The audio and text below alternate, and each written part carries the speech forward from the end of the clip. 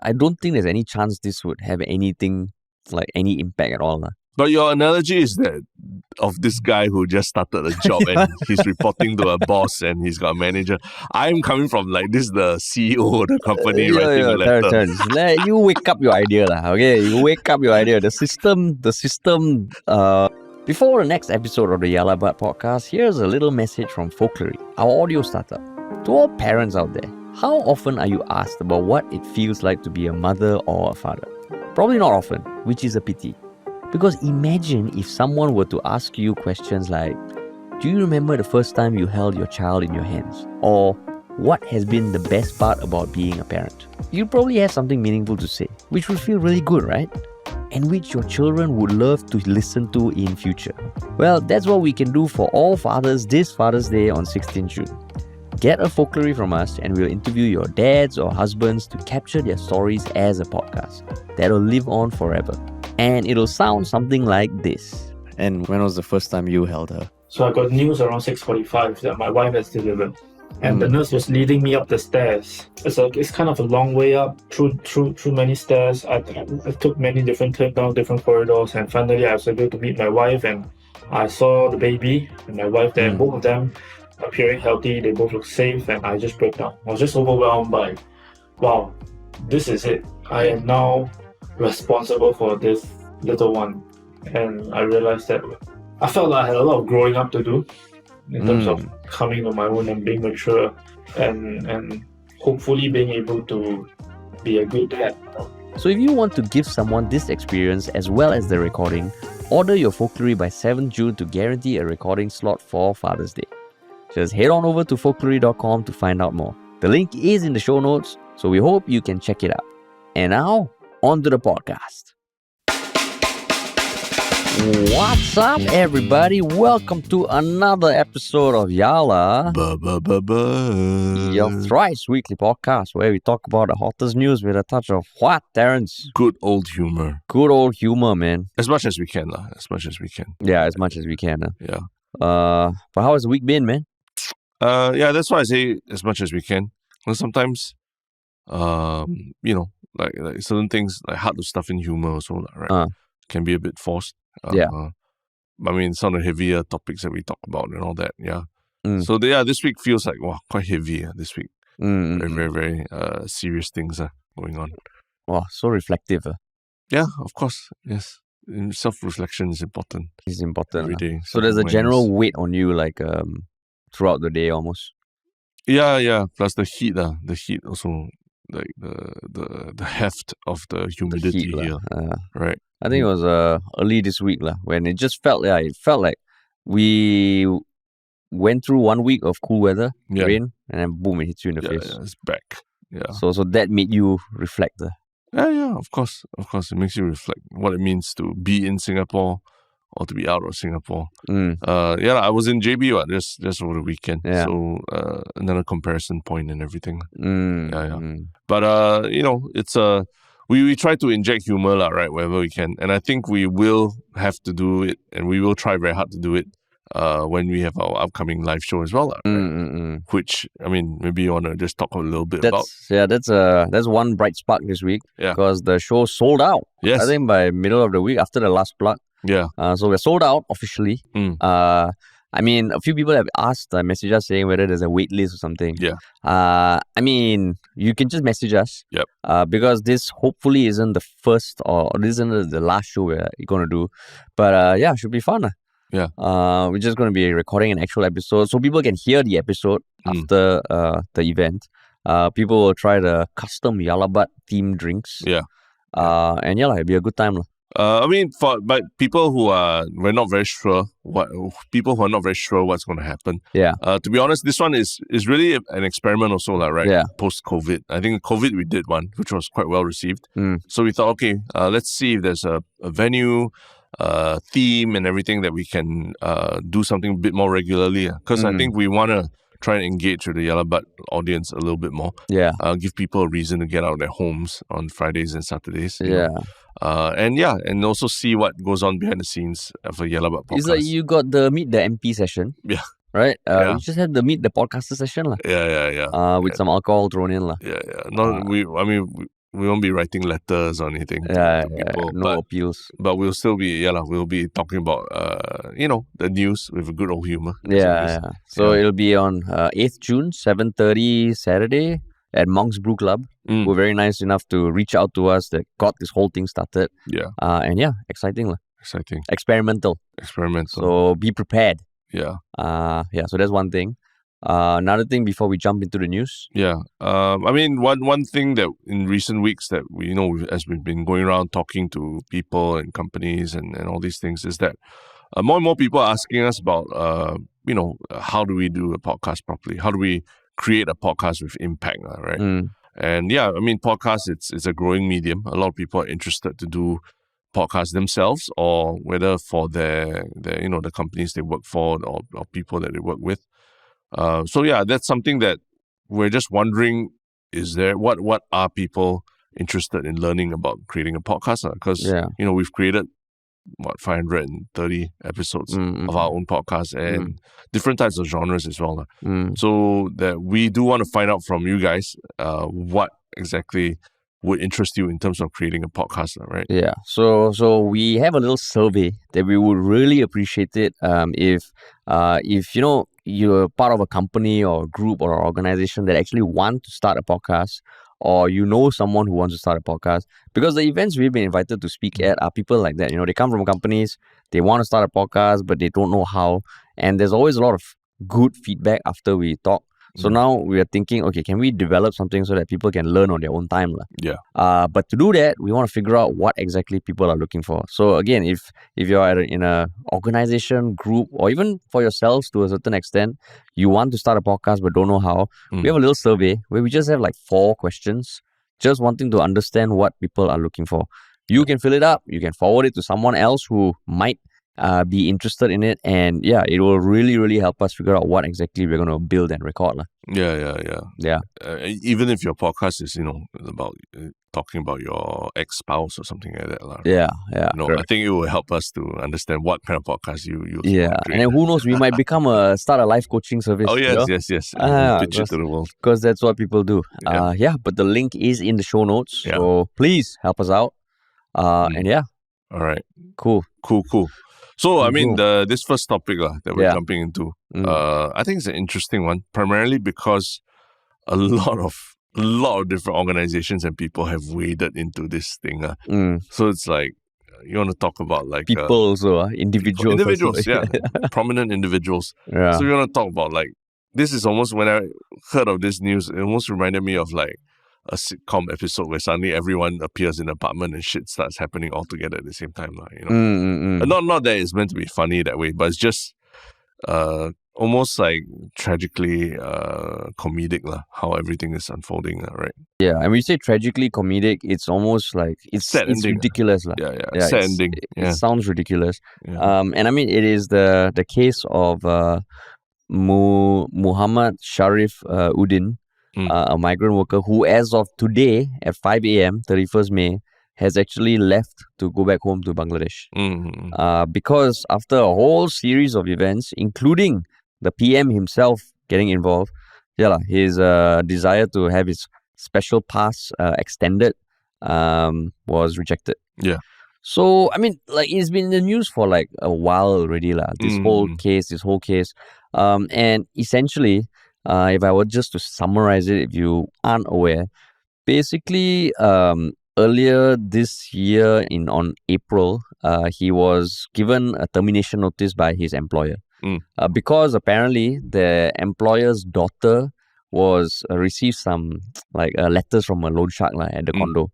So after a series of events, the company terminated him on those grounds and gave him like a month's notice. And then they apparently he was linked up with employment agencies to support his job search under the temporary job scheme, which means that he can look for a new job to stay. Then apparently he got a new job, but that employer was also harassed. And then they decided not to hire him. And then after that he was searching and he couldn't get a job. And this was all in parallel with the police doing their own investigations about finding who actually harassed him. But those investigations concluded with them saying they haven't found any evidence of any harassment. And all that he borrowed from loan sharks. Yeah, or that he borrowed from loan sharks. He has come out saying he has never borrowed from loan sharks or partook in any of those sort of things. Yeah.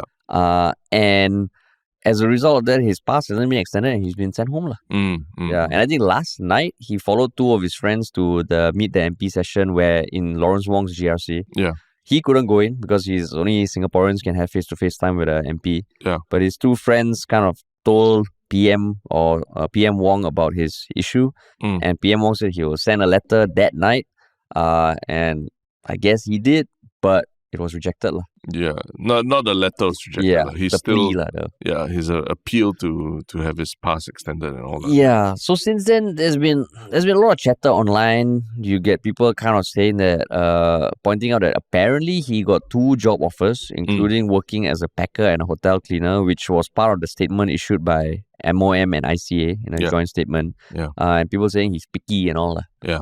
So that's what happened. Like, I think there's a couple more nuggets that do need to be mentioned. Yeah. One is that Mr. Sharif actually is quite an outspoken activist for migrant workers and has literally even published award-winning books in Singapore as well, right? About his experience. And he was the first non-Singaporean to win a non-fiction book of the year. Yeah, that's right. So that's one. And then I think on social media he's active about it as well, right? The other thing is that the former employers actually also alleged that they were told by MOM, I think to end this harassment from loan sharks, they should terminate him, right? Which I think MOM subsequently in their Facebook post laid out that they told them no such thing, right? In fact, the MOM said that the officer, out of concern for the family's well-being, also advised her generally that harassment would stop after the work pass of the foreign worker being harassed had been cancelled, and if the worker no longer worked for the company. But it was not about explicitly telling them, oh, you need to fire the worker, right? So that's why there's a lot of differing accounts of what happened as well. And now even PM Wong wading into the situation. PM Wong. I think there was a great expectations last night when it was revealed that PM Wong was writing a letter and all, but it has not borne the fruit that people are hoping for. Yeah. Yeah. And I mean, to clarify earlier, I said April 11th was when the employer served him a notice that his employment was terminated. It was actually March 11th. Yeah. But April 11th was the month after the month grace period ended. Yeah. So last night, did you hear PM Wong, getting involved last night? Yeah, I saw it on social media. And at that point in time, what were you thinking would be the outcome? Yeah, so I thought, wow, this is like the equivalent of the last minute presidential pardon, right? Presidential pardons for death penalties, right? Yeah. This is the Singapore equivalent when you go and meet your MP and get him to write a letter for you. So I mean, given that PM Wong's still very new in his reign, right? I thought that it would bear some kind of positive news for the foreign worker, right? Oh, you were optimistic, is it? Yeah. I mean, because if you're new in your reign, your first letter, or at least your very, very public first act of helping someone who's in a bad situation, you would think that there'll be more you know that there'll be more scrutiny on it, right? And so the institutions also might act a bit more carefully around this issue. But no, that hasn't gone through. Yeah, I had the converse. I thought because this is his first thing, right? Yeah, confirm won't be accepted. Why? Because it's like okay, someone comes to a new job, just join. He's like, you know what? I want to change things up. Yeah, there will always be a counter resistance to that. So even if there was some wiggle room, like when I saw it, I was like, wow, this one, I don't think there's any chance this would have anything, like any impact at all. But your analogy is that of this guy who just started a job and he's reporting to a boss and he's got a manager. I'm coming from this is the CEO of the company writing a letter. You wake up your idea, okay? You wake up your idea. The system enslaves all. Oh, yeah. Maybe that's a different perspective. You believe in the No. meritocracy, the meritocracy of the system where institutions are above everything. Terence, I'm not saying I believe that, but I think that's how Singapore works. Yeah. So that's what you believe, right? Hey, I just said I don't believe that, and that's how Singapore works. Don't try and like conflate the two. Okay. So what people are hearing here, maybe it's a difference of opinion, lah. Yeah. You are more Singapore. Whereas I'm more of the Singapore Inc. kind of person. Terence, you shut the fuck up. Okay. You are ascribing my own beliefs based on what I assume would happen. Yeah. I can still disagree with what happened, but the fact is, my thought was that. So it was me being cynical and pessimistic. Okay. Not that, there's no way Lawrence Wong will change the system because the system overrules all. No, I don't agree with the end state or result of this line. I think it's very sad. Online commenters would argue that your perspective of it is actually the belief, right? That institutions are bigger than the individual itself. Yeah. So there is that belief. Yes. I'm not saying I have that belief. It's a very good thing to believe in the right and might. Terence, you must sometimes be able to separate emotion from what the reality is. Yeah. So in this case, when I saw it last night, I was hoping that something would happen. But the reality of the reality is that I didn't think it would. And you can have two different things in your mind, Terence. Yeah. Doesn't mean like just because I feel this would happen doesn't mean I agree with it. Yeah. Okay, so to clarify. Yeah. So you had no hope, basically. Little hope, So I was optimistic in this situation. That one I agree. That one I agree that last time, for some reason, Thursday night, you were optimistic. Yeah, I was optimistic. And I was pessimistic. Yeah. So that I can agree. But it just felt like if like a late night thing because you imagine the precedent that would set. And it just feels like at this point in time, I don't think the system is open enough to do that. Yeah. And but I also think that there were a lot of different factors and different, like I mentioned, different perspectives, different sides of the story here. Yeah. And none of us from the outside have the complete picture as well, right? So the little nuggets of information that came out as you read bits and pieces of it, it kind of throws up this whole. It's not as clear as day as like, Singapore Inc. is so evil. And it's not so clear as day as like, this guy is like, he just wants to stay here, and nothing else, right? Because some people, like I think like what you're saying, were pointing out that he was offered jobs, and the examples raised were hotel cleaner and I think a packer for frozen foods, right? Yeah. And his response to that was he turned them down, saying that at 46 years old, he wouldn't think that he's able to do like packing of frozen food in a cold room, in a cold room, right? Yeah. And that has also drawn some criticism from people, online commenters as well. Some of whom are saying like, dude, like in this day and age, so hot every day. You want to be out there doing construction work in the heat, or you want to be packing inside a cold room? Which one's worse for a 46-year-old body? Things like that, right?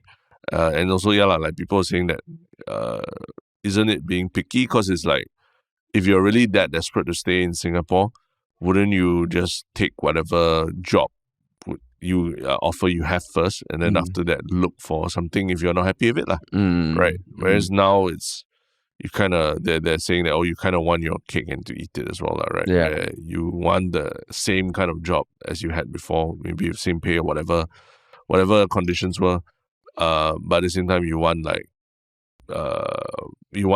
some kind of special treatment because you feel you've been wronged and all that, right? Yeah. So that's why there's a lot of back and forth going on online about this between online commenters. And what do you see when you see those comments? What do you feel? What I feel? Yeah. I mean, that's why I feel like everyone doesn't have a full, complete picture of everything. I mean, it's impossible to have a full, complete picture of everything. Like how his negotiations with his, his potential employers were, like what kind of conditions were being offered to him, what kind of pay was being offered to him. Was it a big step down? And, like what, basically, like what were the exact discussions between his former employer and the MOM and all that. We're hearing different perspectives. Yeah. So it's a bit hard to immediately ascribe particular blame to institutions and everything also. Because at the end of the day, you could also just say it's a bureaucracy. Yeah. And they're just doing their jobs. Everyone's just doing their jobs and they can't treat one differently from another, right? Yeah. Which feels to be the case, unfortunately. Just like looking at the facts, which is almost like the sad reality of the bureaucracy. Because one thing also, you were saying some people, and I saw some comments saying, if you have to choose between getting kicked out or taking a job that you don't want, but you can stay in Singapore, why not? Because then you can look for another job. Yeah. But then I think the thing that we all don't have enough info or don't understand enough is that I would imagine that as a migrant worker, changing jobs is probably not the easiest. It's not say they can go on like fucking Indeed.com or something and just apply to a new job. Yeah. So that's one thing. And then the other thing is that, of course, this is the other side of almost like a conspiracy kind of thing. Because he has been very vocal about workers' rights. Yeah. I think one thing that he has said multiple times in his books also is lobbying against workers being transported in the lorries. Yeah. So, you would imagine that if he's very vocal, especially as a migrant worker who, I think it's like a lot of people do also feel that they're like treated as commodities, right? It just come, almost doesn't matter what your name is, you come do the work. So if someone is speaking out, it can make things difficult, like ruffle some feathers. Of course, we will never know how that impacted like all this, because like the weird thing is, he was dismissed or terminated because of apparent harassment from the loan sharks that he allegedly took a loan for. From, but the police concluded their investigation. They couldn't find shit, but he still ends up being the victim. That one feels a bit weird. Because we hear time and time again that we have to respect the investigation process. Yeah. If there's due diligence that's done, there's nothing found, then we have to respect that. And it goes both ways, right? So in this case, it feels like there was investigations that was done, no evidence, and yet he still is impacted the most. But that's where, to me, isn't the main crux of the issue is that the old employer didn't take him back in spite of discovering that actually he was cleared of anything to do with this harassment. Of course, for the old employer, they can say that ultimately the daughter of the employer was the one who kena harassed, right? And it's very traumatizing for them to have to experience that, right? But in some ways it also feels unfair that this person who had nothing to do with it got terminated, right? Yeah. And so there's a bit of a very subtle shifting of the blame where the old employer was saying that the MOM officer was the one who advised them to terminate the contract and all that, right? Yeah. But what do you think? What do you think of that? Like, it might be one of those things that off the record. Yeah. Like people just advising, hey, if it's not got a lot of problems, just terminate lah. So it might just be that, because I would imagine that could actually be a conversation that happens. You got so much problem and all, just terminate lah. It's like when you got this one friend who got so many drama, blah, just okay lah, just cut off the toxic friend. Cut off, Yeah.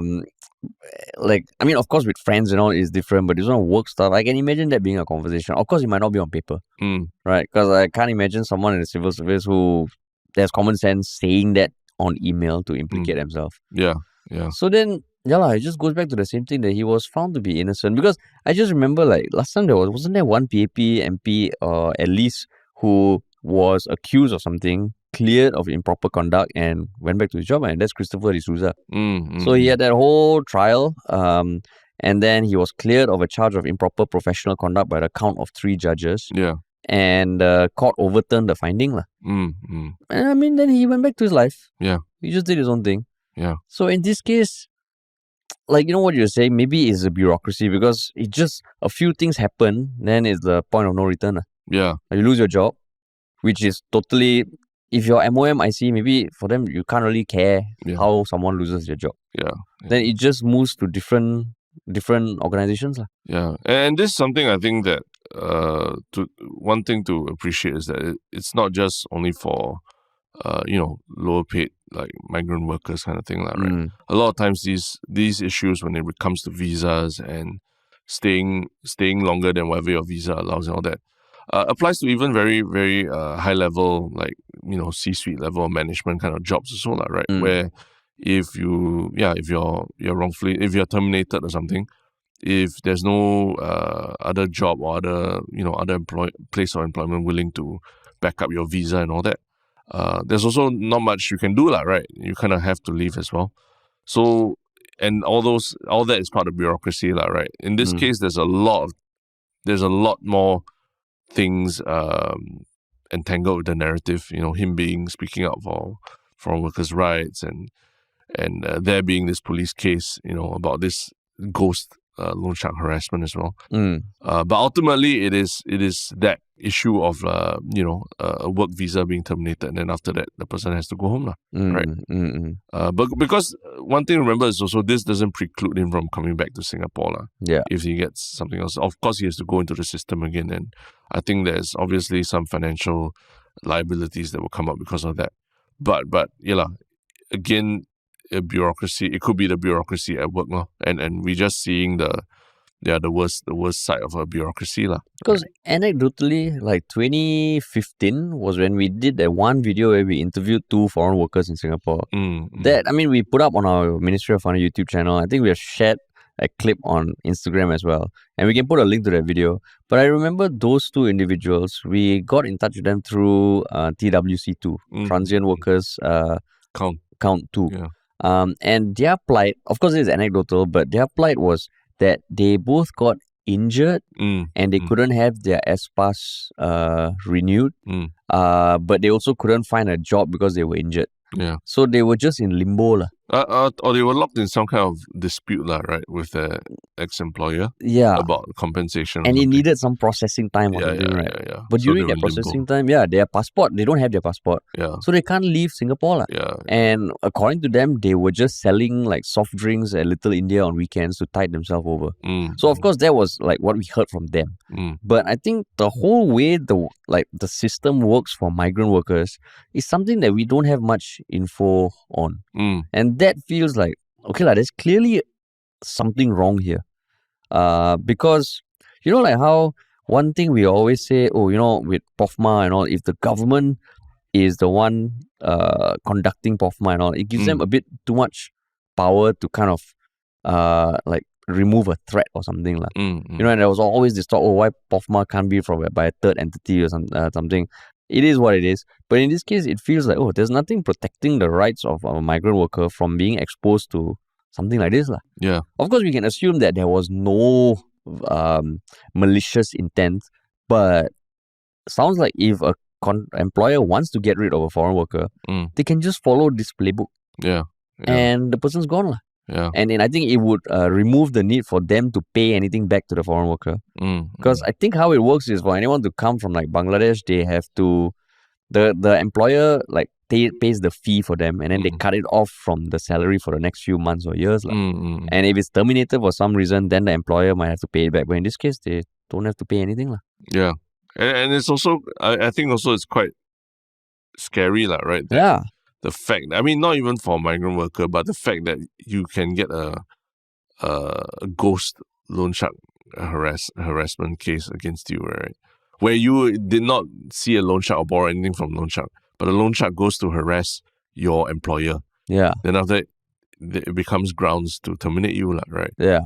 That's kind of scary for anyone, I would think, because then you would think that, like that, if got something like that happens, I just report to police, right? Yeah. But if police can't find anything also, and then you already got terminated and all that, what's the legal recourse for you, right? Yeah. So it's that's why this case is interesting, because it goes even beyond the plight of this particular Mr. Sharif, right?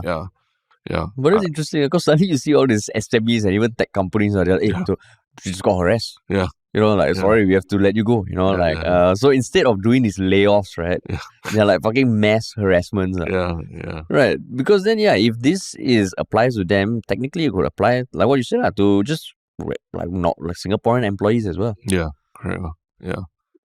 It feels a bit weird. It's a bit there's like I mentioned, there's a lot of a lot of different institutions and individuals involved in this whole thing. Yeah. And it's just like it's quite puzzling to read like the whole sequence of events and like just trying to understand who was doing what or who was telling who to do what and all that, right? Yeah.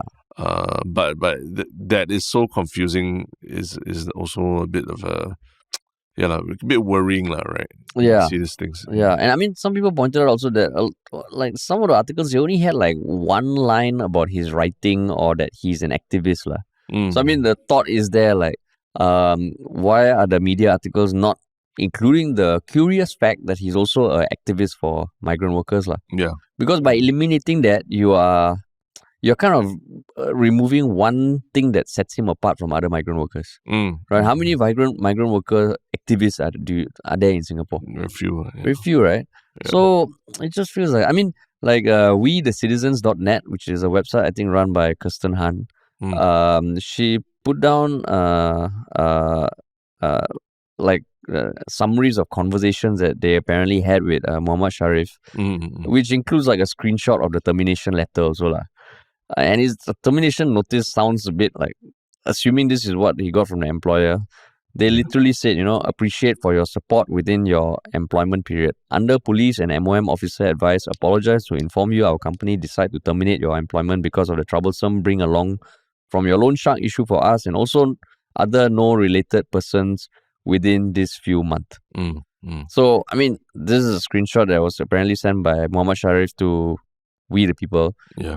But if that is real, then you look at it, you're like, it feels like the language also koyak, Yeah. So, it's just sad. And now he's back in Bangladesh. Yeah. Tough situation, man. Yeah, tough situation. But I mean, ultimately, like PM Wong getting involved, I mean, at the end of the day, anyone who goes to a Meet the People session, that's the base level outcome, right? That they write a letter for you to the institution. Yeah. But it's not a guarantee that there'll be any action taken, right? Yeah. By the institution, right? Yeah. Yeah. So he shot the shot, but nothing came out of that. So disappointed you, Terence? Yeah. I mean, I was optimistic that something there'll be a bit more, like just one more extension or something. Yeah, because they mentioned that, I think in the accounts from Wake Up Singapore and or TWC2 or whoever I read it on the internet, right? They said that PM Wong was aware of this case. I think he read it in the news or something. So yeah, you would imagine if you go to your political leaders and they know of what's happening to you already, and they're willing to write a letter for you, that hopefully some things move. But he's not, we've been in that kind of situation as well, right? Where we reach out to institutions and all to help us in quite dire situations. But I mean, he also wrote in his capacity as MP. Correct, yeah. Not PM. Yeah, that's right. So he's just one MP, right? Yeah. So maybe he sent he signed off, MP for this GRC. Yeah. But he didn't play PM of Singapore. Correct. And I mean, it's arguable also whether he should be the one to do that. Because ultimately, it's not a Singaporean coming to him with that particular problem, right? Yeah. But yeah, it's just sad, man. Sad news. But you can still get his.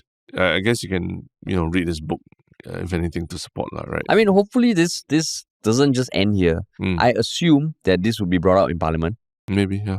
Yeah, I assume because even you read it, like the fact that the investigation ended, he was found to be innocent, and that didn't change anything. It feels. I hope it's brought out in Parliament. Yeah.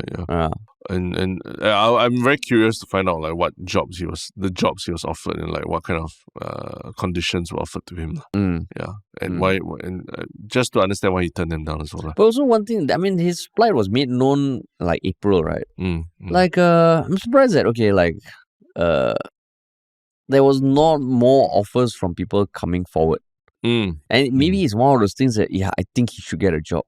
But even if I have the capacity to give him a job, I'm not going to give him a job. Because, it was in the news quite a bit. Yeah. So feels like, like what you say, a lot of unknown facts. Correct, yeah. Yeah, man. But he, literally this morning, right? He took a flight out of Singapore. I guess in the thing on my mind is, right, whether he flew SQ also, SIA plane, right? Because that's the next thing we're also going to discuss. This streak of optimism in you, it's a bit unrealistic, man. What? So flying SQ is optimistic, is a good thing. For like him to fly back to Bangladesh. I don't think it'll be Singapore Airlines. Or maybe I was just... You never know. Yeah, you never know. But SQ also has been in the news also, right? For the turbulence issues, and we talked about the response to the turbulence issues. But now people are having a little bit of a reaction, right? To SQ's reaction to everything. And what is the SQ's reaction? SQ's reaction essentially was that they made the decision to suspend all meal service and require all cabin crew to buckle up when the seatbelt sign is turned on. So apparently that was not the case. Only hot drinks and soups were not allowed to be served when the seatbelt sign was on. But the crew had the discretion to decide whether or not to carry on with the meal service. But at this point, the moment the seatbelt sign comes on, meal service must be paused. So there have just been some reactions from customers and even crew interviewed by the Straits Times in this article, where one of them pointed out that, whenever from the crew, now they have so little time to complete the meal service. Because even if the meal is meant to be served, the moment there's some turbulence, they have to sit back down and buckle up. Yeah. Which means that they have a lot less time to do meal service. And as a passenger, you see them come by, they give you your meal. But actually for a crew doing meal service, it's fucking shag, man. It's damn shag. And it's very, it's non-stop. Yeah. So in this case, some people are saying, is this too much of a knee-jerk reaction? Knee-jerk reaction. Right? What did I say? Knee-jerk. Not sure what that body is part a knee-jerk? Yeah. Knee-jerk. Yeah, knee-jerk. Yeah. But what do you think? I think, and I think some people also pointing out that there's stress for the crew, but it's also really it's not a nice experience for passengers now, because sometimes you would wait, you end up having to wait really long to get your food like one half of the plane is served, then suddenly it's turbulence, then you just have to wait for another side and then some flights also, because turbulence lasts for quite long, or at least the seatbelt sign is on for very long, you don't get your food for quite extended periods and it could potentially even lead to the meal being cancelled or something. And would there be compensation in those cases, right? But people are asking. There's some thoughts in there from passengers saying that what happened on SQ321 was a black swan event, right? They said it's a freak accident that you wouldn't be able to predict, you wouldn't be able to change anything, even with this new measures in place, right? So because it's a black swan thing, they feel that this is a bit of overreaction. But can you blame SQ for having this kind of reaction, to such a public tragic event, right, where someone actually perished, Because since that bout of turbulence, there's been two other airlines and two incidents in two other airlines. Where two other airlines? Yeah, two other airlines, not just one. Yeah, and one where there wasn't a death, but one of the crew had a broken spine. Is that the Qatar? Yeah, I believe so. Yeah. Okay. So there's a lot of scrutiny going on right now with SQ especially, right? The fact that we're talking about this, for example, there's a lot of scrutiny. So can you blame them for wanting to be extra kiasu or kiasi when going on their flights now? Can't blame them, but at the same time, I don't think other airlines have had similar knee-jerk reactions, right? Like, if I were to ask you, do you think this is a knee-jerk reaction? Knee-jerk.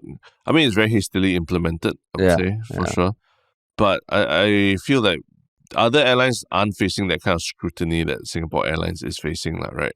So this is a reaction to that kind of scrutiny rather than a reaction to the actual turbulence itself. So do you don't think it's a knee-jerk? It's a knee-jerk reaction. As in, you don't think it's unwarranted? Yeah, I don't think it's unwarranted. I mean, if you are a management SQ, knowing that everyone's watching your every move, you will overcompensate for a while, and then maybe later it might come back down to normal. Yeah. But sometimes, I mean, even in the past, I can't remember. I don't think so. When there were plane tragedies, right? Like plane crashes and all. Yeah. I don't think planes changed their policies, right? What do you mean planes? As in airlines. I mean, the thing. I mean, you've experienced it in the army and stuff like that, right? When there's an accident or something, there's like these called safety timeouts kind of thing. Yeah. Where across entire brigades or divisions or what, everyone, like, there's a pause in the training schedule, so for everyone to go through training safety protocols and the training manuals and stuff like that, right? So I don't know. I mean, I don't know if these things are public as such, but I know for a fact from my discussions with people that every time there are any kind of plane incidents and all, there is some kind of like safety brief and everything that pilots have to go through. Yeah. They have to sit down and actually discuss what happened and try and make sure that it doesn't happen to their own flights. Yeah. I mean, I also don't think that this is unwarranted. And I think some of the customers... Okay, so if the crew are complaining, that one I can... Or not even complaining, commenting. Because we don't know for a fact whether they are complaining or they're just saying, okay, this situation sucks right now. Yeah. But we can understand the rationale. Yeah. But for the passengers who are complaining, it just feels like... I hope it doesn't result in them, giving poor service ratings after their flight. Yeah. Because you can totally understand SIA's perspective. And at this point, when a plane crashes, it's tough for an airline to just change the policies because a plane crash is like monumental. Yeah. Not to say that this death is not monumental, but it feels like, okay, if you can take a step to minimize the risk, why not? And it's not a permanent thing, right? And then also, like what you said, just a series of turbulence and all that. And maybe there's stuff in the aviation industry that people are discovering, oh shit, there's a lot more cases of the CAT, the clear air turbulence. And it's a thing. Yeah. And I would imagine they wouldn't want to make that info publicly because everybody will freak out. Yeah. So now they just take some steps.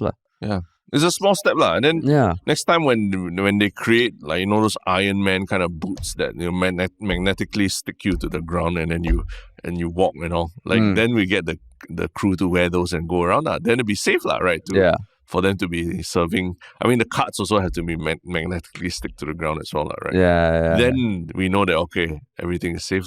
Yeah. But for now, we've seen the pictures, the aftermath of what happens when clear air turbulence hits and shit just flies everywhere, Yeah. The last thing you want is a hot cup of coffee going up in the air and then landing on someone's lap, right? Yeah. So they're taking the precautions where they need to. Well, that's why it's like one of those things that when you look back, right, have you definitely had like a hot beverage on the plane? Yeah. Where when you put on that flimsy table, right? Yeah. You feel like, oh fuck, you kind of need to. And I've definitely had the feeling of like, how is this safe? But because it's okay, you just take it for granted, Yeah. But maybe we might be entering the regime of like nothing. No hot liquids, no meal service for plane journeys in general. Yeah. I mean, essentially, when you take budget air and all, that's essentially the experience, right? When you go in without food and not expecting there to be food at all. But Singapore Airlines prides itself on then it'll be AI, bots. Yeah. Robots. Yeah. But but we've been through major changes in how air travel has been, in the last 2-3 decades, right? After 9/11, suddenly airport security became a lot more cumbersome, right? But we adjusted because we know that that's the reality, and that's what we need to do to keep everyone safe. Taking off your shoes before you enter, before you go for X-ray, all that is damn troublesome. Taking off your belt is damn troublesome, all that. But if everyone is doing it and collectively it makes it, makes everyone feel a bit more safe about things, that was a worthwhile change that we all have adopted, right? But that one also is because there was no choice, right? Correct. Yeah, I don't think people are doing it because they see the worthiness of it. Oh, yeah. No, so you would not want there to be more stringent checks on what people bring up the planes? I would say, now when certain airports, the newer airports, you don't need to take your laptop out of the bag. You can just put your bag there, right? So previously, when taking your laptop, that was annoying, lah. Yeah. But then now this one, it's better. So I think, of course, I want more stringent checks. Yeah. But how stringent, lah? Yeah. So you still agree that after something at 9/11, you would want there to be some base level of have to improve. You need to improve the things. But 2 years after 9/11, would people still want it? I would actually say I think there'll be less people more people who will be okay with it. Do we need this? Yeah. And it becomes a convenience thing again. Yeah. But I mean, you can't deny air travel has changed forever since then, right? Yeah. And it was a very different experience. If I vaguely remember, it was a lot more relaxed, the whole process. Yeah. Compared to what it is now. So that means now maybe Singapore is I don't know whether it's the world's first, but maybe damn strict online. Maybe in future the cruise service, they will just pass to the passenger in front, then they pass behind. I'm not sure that's a good idea. Yeah. Just pass behind. But maybe this might lead to, like what you're saying, being able to X-ray the bags and all that. It might lead to more innovation in terms of how food needs to be served and how is safely, distributed as well. Yeah. Because like you, I do feel like sometimes, I'm very kanchong when they hand me a hot coffee even. Yeah. Because I heard something about they have to serve it to you on a tray and they can't do it with two hands and stuff like that because just the service standards. But it's a balance, right? Service standards versus how safe or what it is. Yeah. But maybe this will make SQ, re-look at some of how they can improve the methods of delivering food. And if you think about it, when we've both been taking planes for 10, 15 years, the way you get the food on the plane hasn't really changed. Right? There's been not much innovation in that. Yeah. I guess maybe when planes first started, I don't know whether you get ice cream. Yeah. But now you can get ice cream. Yeah. But it feels there's something going to be disrupted, man. Yeah. I mean, plane design, seat design, all these things all matter, right? Yeah. So I mean, I don't fault SQ for having this reaction right now. It's because they're under scrutiny. Yeah. But what do you think of the passengers who are complaining about it? Shut up, lah. To me, it's it's a black swan event until it happens to you. Then you'll be making all that noise about how can the systems be like that? How can the process like that and all that? Yeah, because I mean, okay, on one hand, if I ask you because of what happened, would you not get on a plane? No, I'll still fly. Yeah. You still get on a plane, right? Yeah. So I can imagine some people saying, okay, we're not changing our behavior for so many things. Why do we have to change our behavior for this? Yeah. But I think that's just shut up, lah. Yeah. You're just minimizing risk. Yeah. Right? You're just minimizing risk. Yeah. I mean, the anecdotes are that people actually now put on the seatbelts on that same particular SQ flight, right? Yeah. Which is so that's a positive outcome, if anything, right? That people care more about their safety. Yeah, correct. So I mean, the one guy was interviewed on Straits Times, wanted to be only known by, Matthew. He agreed that safety was of utmost importance. The impact of the change was bound to be felt by both crew and passengers, especially on short-haul flights. So he's a passenger. It seems like a knee-jerk reaction since it was implemented so quickly. Some crew members I've spoken with are stressed out about whether there will be sufficient time to complete the entire meal service. But that's for them, lah.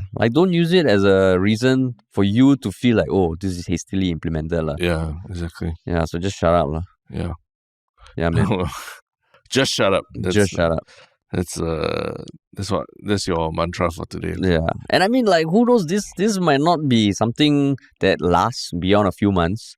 After we all get some idea of the state of CAT in the sky and just generally how the aviation industry is dealing with it. Yeah. Yeah. That's right. Mm-hmm. But yeah, just, rather than asking people to shut up, we ask people to comment Yeah. on our podcast. And what is your one Shiok comment? Do you have yours up? I need to pull it up.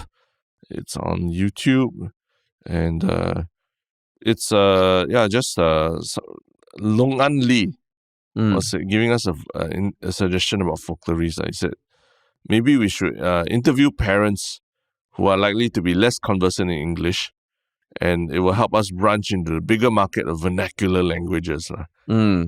So, interesting suggestion.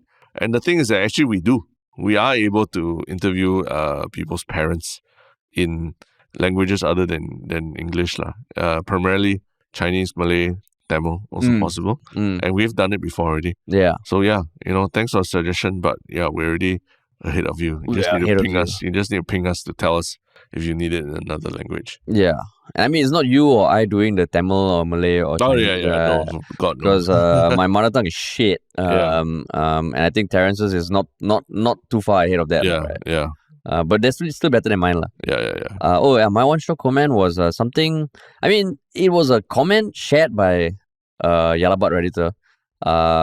And it was Jungle Jimbo 88, long time Redditor, who shared shared a post on Reddit by someone who was actually involved in the groundwork of the article and survey that we spoke of in the last episode about hawker prices. Yeah. And that person kind of said that actually it is true that rental is not the biggest factor in maintaining hawker prices, is the cost of food. And the person went on to kind of like back it up with their own experience being on the ground interviewing these hawker vendors. And they clarify, they're not defending the rental landlords, but it's just the fact is that rent is not the highest determiner in keeping the prices low. So they kind of shared their perspective, which I was like, I mean, okay, there's quite a lot of detail. So interesting. Yeah. And I mean, like, because there are those sort of things coming out, it still feels like the article didn't do enough to give enough context or background. Yeah. But yeah, so that was my one Shiok comment. Yeah, I mean, it was interesting that I think it was Jungle Jimbo who linked the person into our feed, right? Yeah. So that was it was an interesting read, definitely. Yeah. And what about your one Shiok thing? My one Shiok thing, again, I need to pull it up, which is, it's actually on YouTube. I have mine in front already. Yeah, go ahead. Yeah, which is, I mean, something that you shared in our team WhatsApp group also about women mapping out all the public toilets with bidets in Singapore. Yeah. And I mean, it's not just a one-off thing, man. She actually has an account, Toilets with Bidets. And she has pictures of all the toilets that she has frequented in Singapore, talking about and describing the bidet and stuff and it's quite an extensive account There's over 200 locations where users can find toilets with bidets. She has a link to a Google map where she has put pins on all the different toilets with bidets. And as a fan of bidets, I think this is an awesome initiative. Yeah, she's been doing it for over 3 years. Wow. Well, that's like, that means she's been to all the toilets. No, I think she gets user submitted. Oh, okay. I was like, wow, how do you, it's really quite a lot of My effort. first thought was like, what does this person do for work? Like, just fucking going to toilets all the time. Okay. User submitted bidet toilets. So the Instagram page has like 17,000 plus followers. Wow. So shout out to you, man. Wow. Shout out. It's a public service. Public service, indeed. Yeah. What about you, man? Mine's a series of videos from CoffeeZilla. The guy who goes after scammers on YouTube, right? His latest couple of videos is about Rabbit AI, this little AI device that was launched to supposedly that give you a hands-free experience with interacting with AI and helps you complete tasks. It's this little orange like iPod looking kind of thing. And it's interesting because CoffeeZilla goes into why the Rabbit AI whole thing is kind of scammy to say the least. Is the earmarks of a scam. And I mean, it's been widely panned, the whole launch and the device, and the reviews are all terrible. I think Marques Brownlee called it like the it's unusable, right, out of the gate. So yeah, it's interesting that Coffee Siddler really dug into the origins of this thing and found out a lot more about the background of it. It's a series of videos. So how many videos? Two videos. Two videos. Yeah, because he did a video, then after that, I think Rabbit responded to him. Then he dug deeper and then did another video about it. I see. But yeah, cool, man. Cool.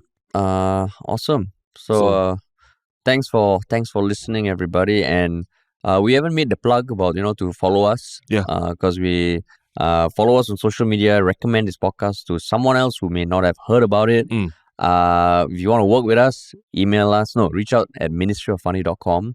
And as in go to our website, ministryoffunny.com. Yeah, correct. And also about the survey. Yeah. A final plug for the survey that anyone who wants to start a podcast for yourself, your company, someone you know who wants to start it, we would really appreciate your feedback. Yeah. Cool. Thanks for listening, everybody.